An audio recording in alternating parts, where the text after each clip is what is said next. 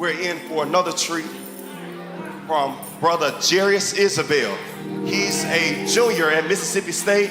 He's an entrepreneur. He's a leader, an example.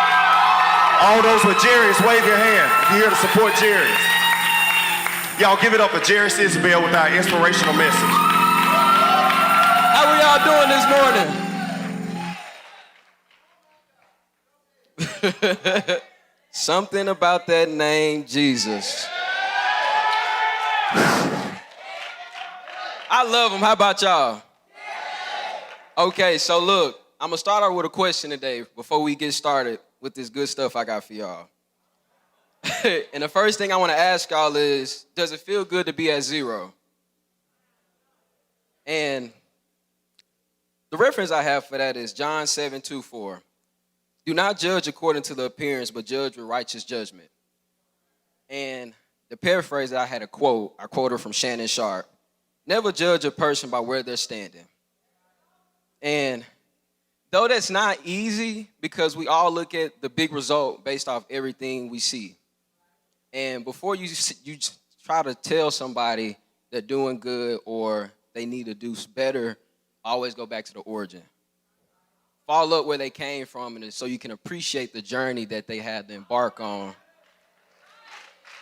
Because, hold on, stay with me. I know it's getting good, but stay with me. It's just the beginning. I'm telling you, it's just the beginning. I'm telling you. It's easy, though, just to say, oh, man, you're doing good in school. Life going good for you. God blessing you. And then whole time, you don't know on the behind the scenes, they've been fighting for their life to turn in their assignments. They ain't been home in 2 or 3 months. They missing their family. They low on finances. They trying to struggle to make ends meet to pay their dues. But they still getting up every day, and they still saying, I can't quit. As long as God got me, I'm here. And, hold on, y'all, I got to stay on my talking points.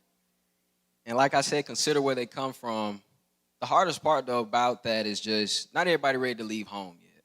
And I'm not saying, like, where you currently stay, but where you came from. And it's like, I know for me, I'm from the coast.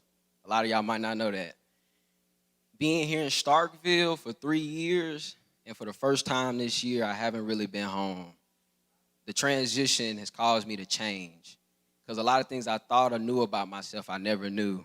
I didn't realize how connected I was with my family. Shout out my mom that's watching too out there. I never realized how connected I was with my family until I was seeing how I missed out on a lot of things. And it shaped me differently. And it made me realize that it's okay to miss out on things.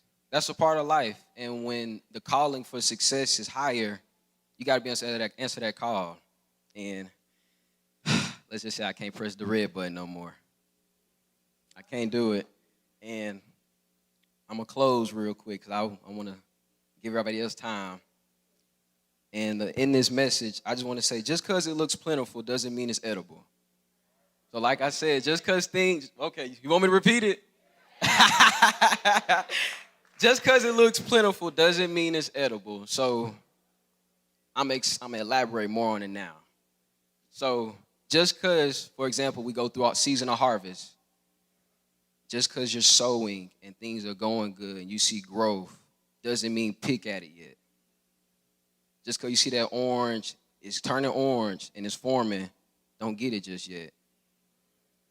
And just because you see somebody else is at a different stage than you are doesn't mean that that's their new beginning too. Because we all start at zero. And everybody starts at zero, and every phase or elevation you go with it is just a new beginning. Like you had said one service, Pastor, we all have different mountaintops that we climb in. But some of us like to get stuck at a certain high that we don't want to move up yet. So don't get caught up with what looks plentiful, because it's not edible. With that said, that's all I have.